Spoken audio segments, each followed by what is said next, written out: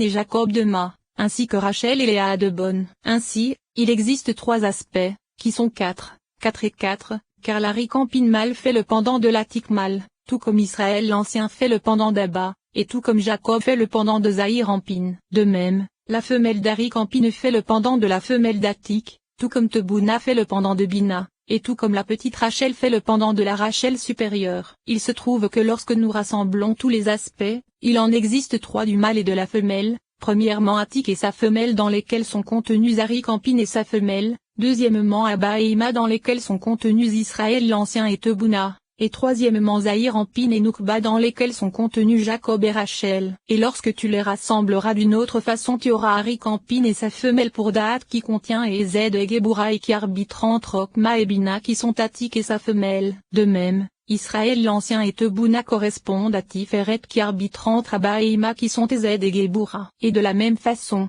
Jacob et Rachel correspondent à Yesod qui arbitre entre Netza et Od qui sont Zahir-Ampine et Noukba. Car nous savons que ce qui existe dans Netza existe également dans Zod. Comprends bien cela. Cependant, dans un autre enseignement concernant la grossesse de 12 mois, il semble être dit que Léa et Jacob se trouvent à l'emplacement de Jacob et Rachel. Il se trouve que ceux qui correspondent à Attique et sa femelle ainsi qu'Ari-Campine et à sa femelle sont une Neshama et correspondent à 3 têtes. Puis, Abba et Ima ainsi qu'Israël l'Ancien et Tebouna sont un Rouak et correspondent à 3 têtes. Ensuite, Zahir-Ampine et Noukba ainsi que Jacob et Léa sont un Nefesh et correspondent à 3 têtes. Ceci constitue le secret de ce qu'il est dit dans l'Hydra, Daf 289, et elle furent établies comme les 3 têtes dont se couronne Attique à Kadisha. Ainsi, toutes se trouvent dans les 3 têtes. Le sujet en est que la Neshama contient elle-même un Nefesh, un Rouak et une Neshama, et il en est de même du Rouak ou du Nefesh. Car nous savons que Okma, Bina et Daat sont le pontife, le Lévite et Israël, et ce sont la Neshama, le Rouak et le Nefesh. Il en est de même pour Okma, Gebura et Tiferet d'une part, et pour Netza, Od et Yesod d'autre part. Grâce à cela tu comprendras comment Okma peut être désigné par le terme de femelle car il s'agit de la Bina de Ma et de la Okma de Bon. En effet, l'aspect de la Okma de Bon est l'aspect de la femelle. Comprends bien cela. Grâce à cela tu comprendras également ce que les kabbalistes ont dit, comme cela est rapporté dans le Zohar sur la paracha Pekoudé, Daf 259b, c'est-à-dire que tous les jugements furent purifiés dans la pensée. Or c'est là que se trouve la Okma de Bon qui est jugement, et c'est la lampe de l'obscurité qui frappa le cerveau.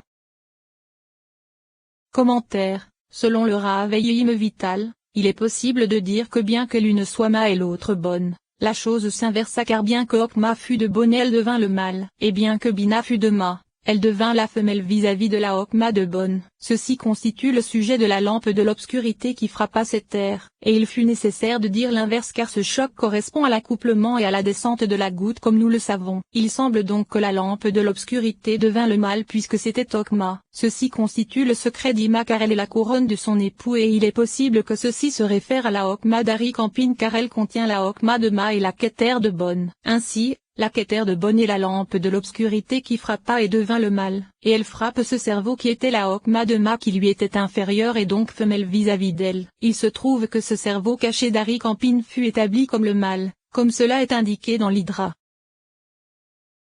Ceci est semblable à ce qui a été dit des Lumières des Akdim à propos du sujet du touche et ne touche pas et du choc que nous avons rapporté ailleurs. Avec ce qui a été indiqué, tu comprendras également que chacune des 10 séphirotes constitue un parsouf complet, en dehors des 3 arbitres que sont Daat, Tiferet et Yesod puisque ces dernières contiennent 2 parsoufim étant donné qu'elles arbitrent. Ainsi, il y a 12 parsoufim dans 9 séphirotes. C'est pourquoi elles sont le secret des plantations qui restèrent 12 mois. Comprends cela. Et il est possible que dans la 10e séphira se trouve soit l'aspect de Ketobé qui se trouve au-dessus d'Attique, soit l'aspect de Malkout qui se trouve en bas dans les 3 monts de Beria, Yetzira et Assia comme nous le savons. Tu comprendras également que puisque Zahir-Ampine et Noukba sont totalement séparés, ils durent d'abord s'attacher totalement afin que Zahir-Ampine pût contenir Ma et Bon, les Assadim et les Geburoth, ceci afin qu'après la coupure il lui restât toujours un lien avec Noukba, et que lui restât avec Ma et elle avec Bon. Tu comprendras aussi ce qu'il est dit dans l'Hydra Zuta, Daf 290, et dans cette Okma se trouve le commencement et la fin, à partir de la force de Bon se trouvant là. Et c'est à partir de Ketbé que Okma se propagea et qu'Ima, c'est-à-dire Bina, le premier et du tétragramme qui contenait Israël l'Ancien et Tebouna, se révéla. Selon le Rav Yeim Vital, il est possible de dire à propos des trois premières mentionnées dans l'Hydrasutta qu'Attic et sa femelle correspondent à deux têtes, les deux étant l'aspect de la Kété de Ma et de Bon. C'est pourquoi Attic est appelée cause de toutes les causes alors que sa femelle est appelée cause des causes. Et la troisième tête ce sont Aricampine et sa femelle qui tranchent entre Attic et sa femelle. Et puisqu'Aricampine n'apparut qu'à partir de la Okma de Ma, il est appelé Okma caché. La seconde tête qui est la Kéter de Bon est appelée Kéter suprême. Et la première tête appelée Reisha d'Eloïtiada c'est l'Attic mâle. Ceci possède une base dans les manuscrits de mon maître de mémoire béni, dans son commentaire sur le Sifra de Tzoniuta, car il y est dit que la première tête est la racine de l'essence et que la seconde tête est la racine des réceptacles. Et il s'agit de la femelle d'Attic puisque tous les réceptacles qui sont les rois de Bon émanèrent de la femelle. Et la troisième tête contient les deux racines, la racine de l'essence à partir d'Aricampine qui est le mâle, et la racine des réceptacles à partir de la femelle d'Aricampine qui est Bonne. Or puisque les deux sont désignés comme étant un seul arbitre, ils ne sont désignés que comme une seule tête. Il se trouve que la totalité d'Aricampine est appelée Okma caché car il est en totalité la Okma de Ma. Et il est possible que la moitié inférieure de la Kéter de Bonne devint pour lui le secret de la lumière environnante et le crâne, et qu'elle fut désignée comme Sabina, la couronne de son époux, par le secret du crâne du cerveau. Cependant, il semble qu'il soit dit en de nombreux endroits que la tête supérieure correspond uniquement à Attic, alors que les deux autres têtes se réfèrent à Arik. 10e paragraphe. Sache qu'au début sept réceptacles apparurent avec les étincelles et les lumières. Les réceptacles connurent une gestation de 12 mois, les étincelles une gestation de 9 mois, et les lumières une gestation de 7 mois. Ainsi, les réceptacles correspondent à trois aspects, un extérieur, un intermédiaire, et un intérieur. L'extérieur correspond aux 21 mentions, du nom divin, des tephilines. Or c'est la valeur numérique d'Eye car la grossesse et l'allaitement se firent grâce à Ima qui est appelée Eye, de l'extériorité. Les étincelles, sont intermédiaires et, correspondent au cerveau se trouvant en leur sein, et il s'agit des Elohim. Ensuite apparut l'intériorité de Zahir Ampine qui correspond aux lumières, et il s'agit des cerveaux des tétragrammes. Ils apparurent revêtus des Netza, Odeyezod d'Ima, alors que les tétragrammes des cerveaux de la grossesse, étaient revêtus, de l'extériorité des Netza, Odeyezod d'Ima. Les tétragrammes des cerveaux de l'allaitement de la partie intermédiaire des Netza, Odeyezod d'Ima, et les cerveaux de Gadlut de l'intériorité des Netza,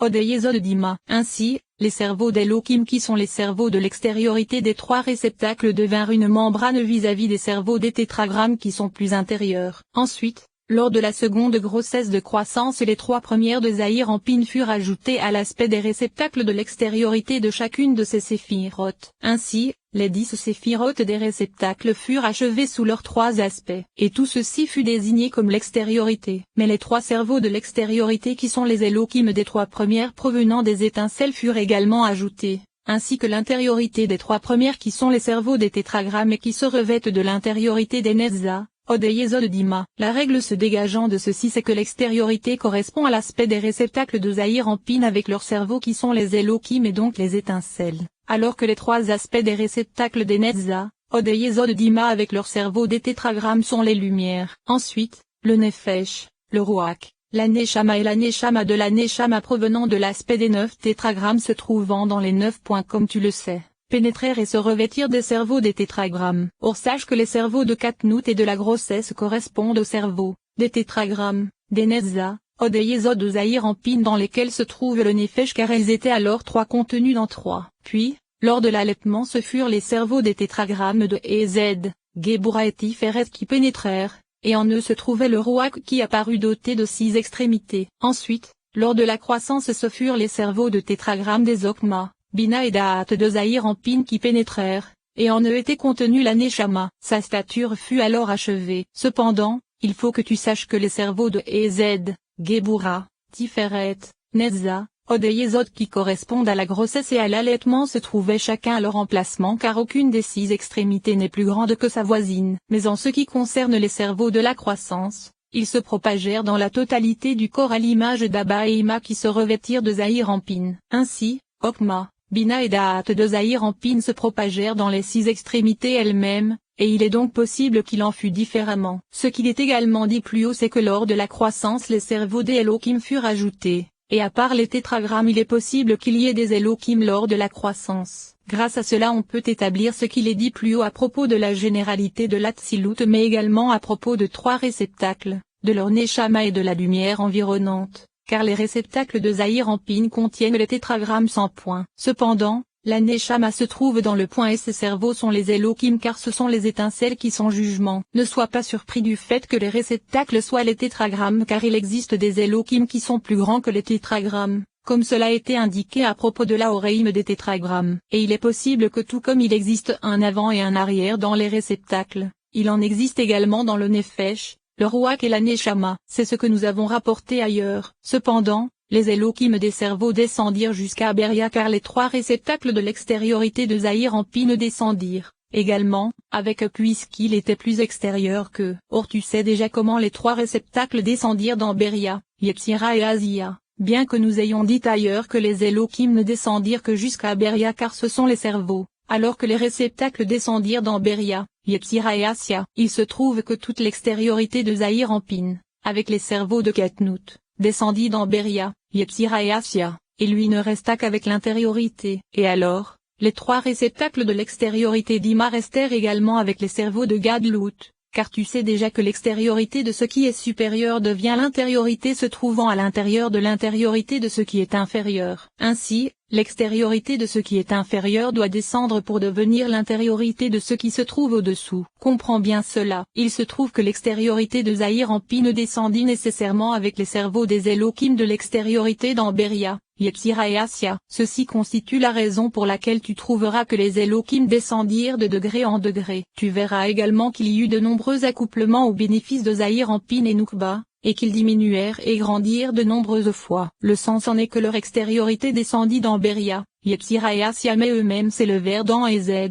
Gebura et Tiferet d'Ima. Ceci constitue la cause de leurs nombreuses diminutions, modifications et élévations successives. Comprends bien cela. Tu comprendras également que l'intériorité comporte une grossesse, un allaitement, et une autre grossesse qui ont une durée de 9 et 7 mois. Alors que dans le cas de l'extériorité il s'agit de 12 mois. Il est dit ailleurs que pour les lumières il s'agit de 7 mois, et pour les réceptacles de 12 mois. Comprends cela. Il est également rapporté ailleurs que c'est d'abord l'intériorité qui apparut, et ensuite l'extériorité. Mais à d'autres endroits il est dit l'inverse. Il me semble qu'au début, lors de la création du monde, il fallut d'abord faire l'extériorité car le corps dut d'abord pénétrer, puis la Neshama. Cependant, ce fut ensuite l'inverse car l'extériorité ne peut pénétrer si l'intériorité n'a pas d'abord pénétré. De même, lorsqu'il est dit que chacun existait de façon individuelle ceci concerne ce qu'il en était lors de la création du monde ou à un moment semblable à la création du monde. En vérité, chaque jour au moment de la prière ils ne font qu'un. Nous avons également expliqué ailleurs que tout se fit en une seule fois. En vérité,